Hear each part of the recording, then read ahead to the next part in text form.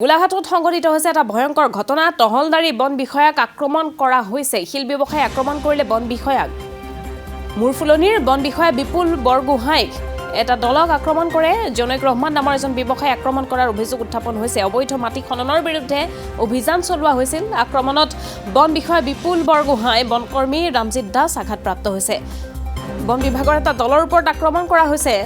আঘাতপ্ৰাপ্ত হৈছে বন বিষয়া গোলাঘাটত এই ভয়ংকৰ ঘটনাটো সংঘটিত হৈছে দৃশ্য আমি কিছু দেখুৱাইছো এইদৰে আঘাতপ্ৰাপ্ত হ'বলগীয়া হৈছে বন বিভাগৰ দলটো টহলদাৰী বন বিষয়াগৰাকীক আক্ৰমণ কৰা হৈছে শিল ব্যৱসায়ীয়ে বন বিষয়াক আক্ৰমণ কৰাৰ অভিযোগ উত্থাপন হৈছে মুৰফুলনিৰ বন বিষয়া বিপুল বৰগোহাঁই সহ এটা দলক আক্ৰমণ কৰিছে শিল ব্যৱসায়ীয়ে জনৈক ৰহমান নামৰ এজন ব্যৱসায়ীয়ে আক্ৰমণ কৰাৰ অভিযোগ উত্থাপন হৈছে অবৈধ মাটি খননৰ বিৰুদ্ধে বন বিভাগৰ দলটোৱে চলাবলৈ গৈছিল অভিযান আক্ৰমণত বন বিষয়া বিপুল বৰগোহাঁই বনকৰ্মী ৰামজিত দাস আঘাতপ্ৰাপ্ত হৈছে মাটি অবৈধভাৱে খানি আছিল নেকি তেওঁ কিভাৱে খানিছিল আমি সেইখিনি অৱগত সম্পূৰ্ণভাৱে হ'বই নাপালোঁ তেওঁ তাৰ আগতে তেওঁ মোৰ লগত এইটো ঘটনা কৰে মোৰ লগত মোৰ সহকৰ্মী আপোনালোক কেইজন গৈছিলে মই আৰু মোৰ সহকৰ্মী এজন গৈছিলোঁ দুজন আছিলোঁ আমি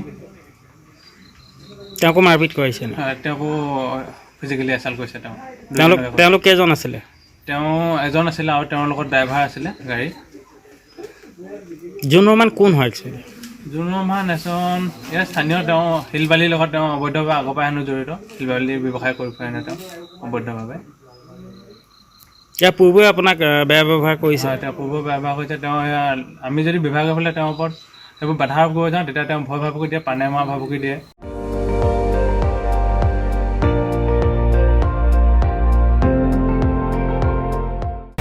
আপুনি চাই আছে ND24 সৰ্বশ্ৰেষ্ঠ নহয় সৰ্বোত্তমৰ দৌৰত